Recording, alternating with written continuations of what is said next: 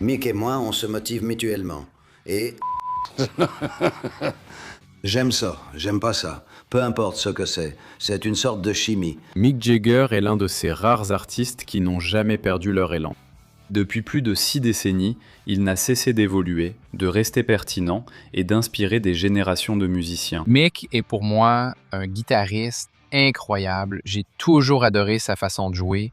C'est un guitariste tellement cool. Tandis que de nombreuses légendes ont ralenti, Jagger a continué d'aller de l'avant avec la même ambition et le même engagement qui l'ont rendu célèbre. En studio, quand on appuie sur enregistrer, je reste là et je me dis « Mon Dieu, ça sonne comme Mick Jagger. Mick Jagger. » C'est juste du Mick Jagger qui sort de Mick Jagger. Son professionnalisme, sa discipline et son éthique de travail lui ont valu un grand respect dans l'industrie musicale. Personne ne se demande pourquoi Mick Jagger continue, car en le voyant, on pense « Mon Dieu, il le fait encore ». Il le fait encore! Et là, genre, boutonne ton bingo. Oui, le regarder en live, c'est incroyable! Il a prouvé que la vraie grandeur ne réside pas seulement dans la réussite. C'est le fait d'y rester année après année. Sur scène, sa confiance et son énergie restent remarquables, prouvant pourquoi il est toujours considéré comme l'un des plus grands artistes de tous les temps. C'est toujours pareil en studio?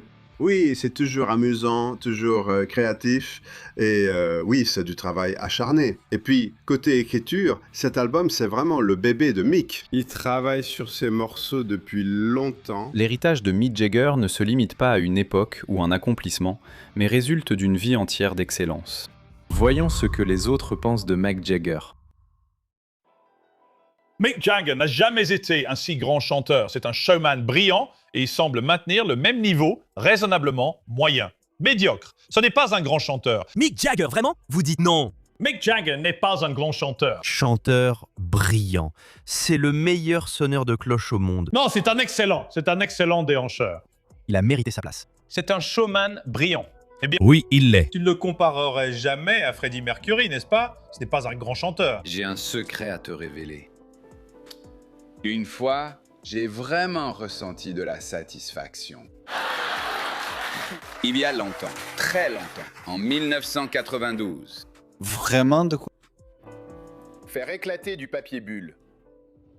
C'est tellement satisfaisant. Et une femme est venue te voir et t'a dit « Je représente Mick Jagger, blablabla, il t'adore. Et on veut que tu prennes l'avion pour aller voir Mick, tu iras dans les coulisses pour lui dire bonjour et tout ça. » Et tu as dit « J'adore ça. » Tu as répondu « Je suis trop occupé. » J'ai dit « Je ne peux pas, j'ai un spectacle demain soir. Je n'irai pas voir Mick Jagger. Tu dois travailler demain. » Tu lui as vraiment appris à danser? C'est bien ça? Je ne lui ai pas vraiment appris. Lors de ma première tournée avec lui en 68, on était tous dans les loges et Mick aimait aller vers les autres. En réalité, c'était une question d'influence. Lors de ma première tournée avec lui en 66, il jouait juste du tambourin. La fois suivante, il dansait le pony et bougeait davantage. Vous savez, c'était comme ça, donc je ne lui ai pas vraiment appris. Je pense juste qu'il a été influencé par les filles et moi. Mick Jagger est un gars intéressant. Je ne pense pas qu'il soit très réservé. Il surveille son excitation. Réservé, vous savez, il est juste comme... Mais il lui reste combien de temps au juste? Je veux dire, il a genre 76 ans, non? Non, 72 peut-être. Pas avec ce qu'il a. Il pourrait simplement passer ses journées allongées, se faire masser par de jeunes filles. C'est Mick Jagger, mec. On s'est croisés dans le train et l'homme avait les disques. Tu vois, Mick, il avait toujours ses disques sous le bras.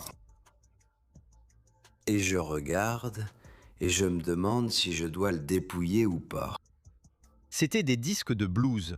Je crois... Du disque de Muddy Waters, un best-of de Muddy et un disque de Chuck Berry. Je veux dire, ça valait presque le coup de dépouiller quelqu'un, tu vois. Mais il a décidé, j'ai dit non, on va devenir amis. Et à un moment donné, un assistant personnel ou quelque chose comme ça arrive, tu sais, et dit Mick Jagger va passer par ici dans quelques minutes. Il va aller à sa salle de sport privée, dans son camion, et il va s'échauffer avant le spectacle. Quand il va passer par ici, s'il vous plaît, ne le regardez pas dans les yeux et ne lui parlez pas. Simplement, Mick va passer par ici. Et donc, on est assis là en se demandant « Quoi ?» Donc, je suis allé présenter ses idées à Mick Jagger. Je suis nerveux. Et je dis « Salut Mick ». Et je lui dis « Tu veux faire un sketch où on travaille tous les deux dans un sunglass hut? » Tu sais, non, j'aime pas ça. Il est très gentil, non, j'aime pas ça. Je dis « Et si t'étais deux Keith Richards? » Il s'est cloné pour faire la fête avec lui-même. Il dit « Ouais, non, j'aime pas trop ça. » C'était inestimable. Je n'ai jamais rien vu d'aussi rebelle. Un gars crie « Coupe-toi les cheveux !» et Mike répond, et je n'oublierai jamais ces mots, « Eh bien, je te ressemble. » Je me suis dit, mon Dieu, c'est l'avenir de la musique. Quand ces filles se jettent sur Mick et semblent vouloir le déchirer en morceaux, ce n'est pas essentiellement un acte d'agression, mais plutôt une manière de le dévorer. Elle veut l'incorporer son essence. C'est une sorte de fétichisme fétichiste. Ils m'ont emmené en avion à Istanbul et je suis allé rencontrer Mick Jagger. Ils ouvrent la porte de la suite. C'est la première fois que je le vois. Il est petit. Ah bon? Et je lui ai dit, je ne sais pas pourquoi je l'ai dit. J'ai fait « Tu es adorable. » C'est parfait. Et j'étais là. Pourquoi j'ai dit ça? La voix de Mick Jagger était incroyable. Incroyable. Son énergie est incroyable, mais son chant, quand ils ont joué Wild Horses ce soir-là, j'ai vu mon fils de 14 ans pleurer à côté de moi. J'étais là, tellement fier de toi, et elle le ressentait profondément. J'ai reçu un appel sur mon portable, complètement à l'improviste. Et il m'a dit, « Eh bien, écoute, je travaille sur le final de la saison. Et l'animateur va être Mick Jagger. » Je me dis, mon Dieu, c'est incroyable. Il me dit, ouais, il est nerveux à ce sujet. Il n'a jamais animé auparavant. Alors, je me demandais si vous pourriez être son groupe d'accompagnement. Alors je demande, c'est quand? Bien sûr. Et il me dit, tu sais, le 18 mai ou quelque chose comme ça. Et je dis, ouais. Et j'appelle Silva. Je lui dis, mec, Lorne Michaels vient de m'appeler. Il veut qu'on joue avec Mick Jagger. Il me demande la date, je lui dis, il répond que j'ai un concert ce jour-là. Je dis que ça m'est égal. C'est Mick Jagger, mec. Il y avait une vidéo de Mick Jagger en train de danser sur ma chanson Supersonic. Je veux dire, Mick Jagger, c'est incroyable.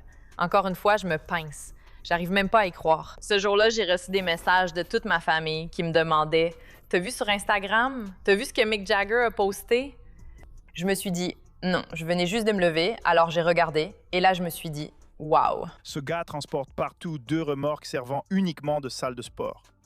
2 énormes remorques qui ne servent qu'à ça. Mick Jagger s'entraîne tous les jours. Et quand il monte sur scène, il a genre 80 ans. Je sais, il a peut-être 81 ans. Si je vis jusqu'à 80 ans, tu pourras venir me retrouver. Je pèserai 140 kilos et je vivrai en Sicile. Il a un camion. Il a un camion avec une salle de sport mobile dedans.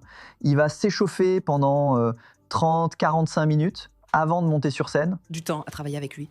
Et il est entré dans la loge et il a dit tu veux le faire? Je veux faire quoi? Ouais. Et donc il dit tu vas aller chanter une chanson? Et j'étais vraiment excitée. Et je suis devenue vraiment nerveuse parce que c'était comme un territoire inconnu. C'était sa tonalité tout à coup. Chanter sa chanson sur scène et pas ma version.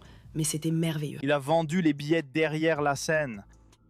Mick Jagger est brutal. Il pourrait payer. Ils peuvent payer pour moi.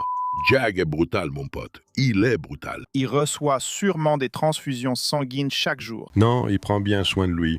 C'est la colonne vertébrale de l'organisation. Regarde-le. C'est la colonne vertébrale de l'organisation. Et donc, je passe en revue la liste. J'ai probablement 10 idées.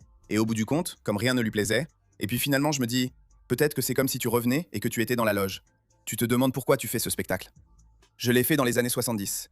Je l'ai fait dans les années 80 et je l'ai fait. Qu'est-ce que je fais de différent? Je suis ton reflet. Il dit ça, j'aime bien.